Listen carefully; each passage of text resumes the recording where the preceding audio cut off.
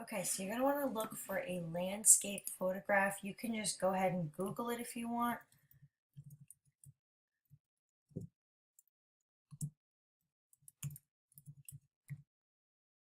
All right. And there's a lot of them that you can find and you scroll through. I usually don't recommend you choose some of the first ones because they get used the most.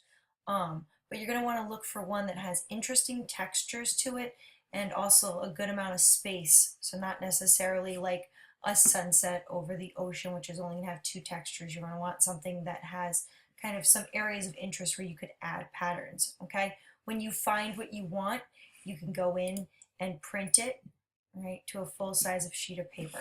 Okay. So this is the image I chose for my final image, and it's going to be traced over. What you're going to want to do is lightly draw it out on a piece of paper using pencil.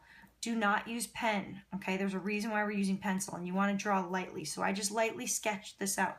From there, once you've transferred it lightly, you're going to start thinking about how you can apply the textures, the techniques that you use, like cross-hatching and stipples and things like that, but also the different patterns that you created, okay? That you might be able to apply them to different areas, whether it be that the hay that maybe is in here or the grass that's growing could be one texture, and maybe the mountainscape and the trees back here would be another texture. I might apply something like scribbles to it, and then maybe stipples for the sky, depending on how it goes.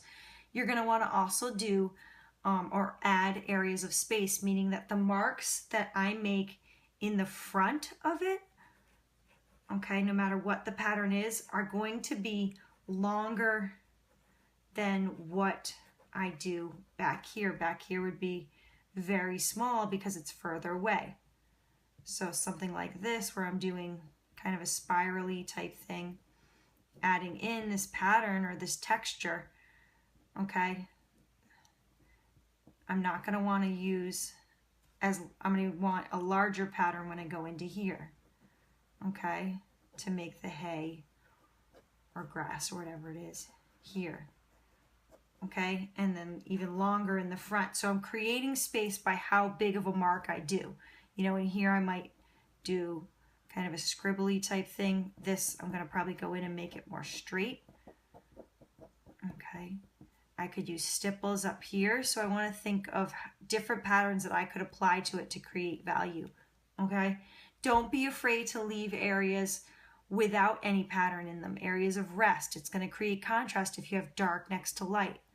Okay.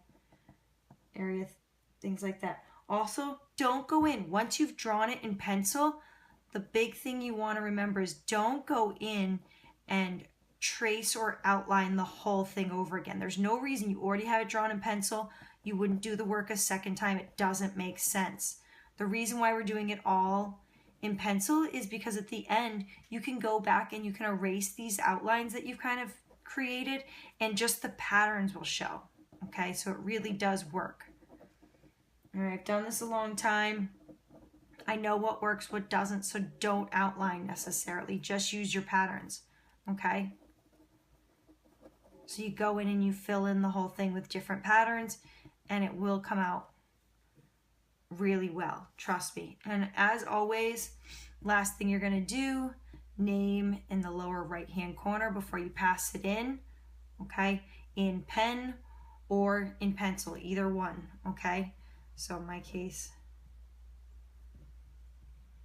all right, that way you take credit for your work, so you wanna sign your work, all right? All right, go work.